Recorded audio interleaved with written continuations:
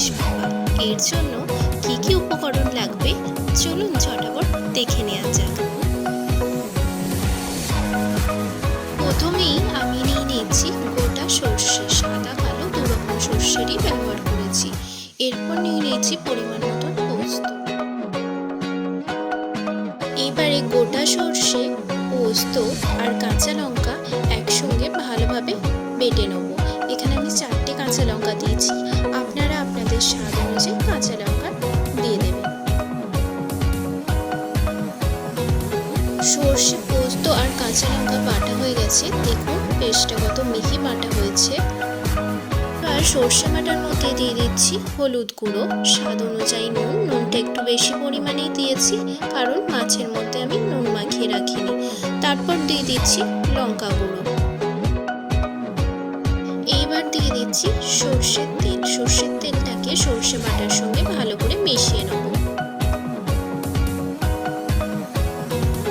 দেখুন সবকিছু ভালো করে মেশানো হয়ে গেছে।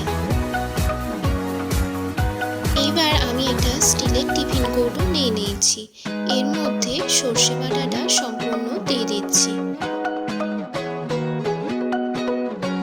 সম্পূর্ণ সর্ষে বাটাটা আমার টিফিন বক্সের মধ্যে নেওয়া হয়ে গেছে। এরপর এর মধ্যে দিয়ে দিচ্ছি ইলিশ মাছের পিসগুলো।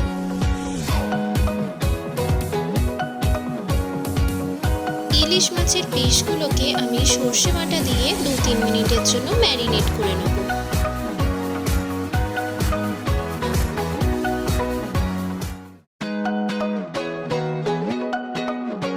ভালো করে মাছগুলো ম্যারিনেট করা হয়ে গেছে।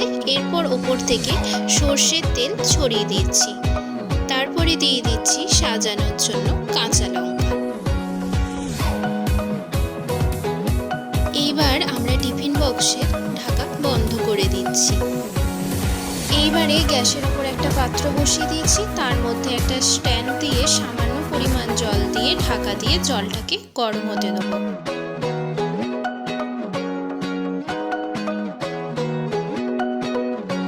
দেখুন জলটা ফুটে উঠেছে। এরপর আমরা মাছের টিফিন বক্সটাকে এই স্ট্যান্ডটার উপরে বসিয়ে দিচ্ছি। মনে রাখবেন যতক্ষণ না জল ভালো মতন ফুটে উঠছে ততক্ষণ পর্যন্ত কিন্তু টিফিন বক্স বসানো যাবে না। এরপর ঢাকা দিয়ে এটাকে আমরা 15 মিনিটের জন্য রান্না হতে দেব। 15 মিনিট পর আমরা গ্যাস অফ করে ঢাকনাটাকে খুলে একটা কাপড় দিয়ে ধরে টিফিন বক্সটাকে তুলে নেব।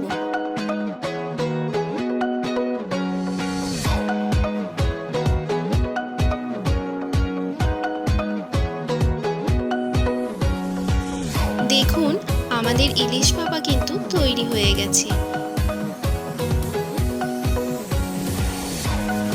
এই রেসিপিটা আপনারা বাড়িতে অবশ্যই ট্রাই করবেন এবং কেমন হয়েছে তা আমাকে কমেন্ট সেকশনে কিন্তু জানাতে ভুলবেন না।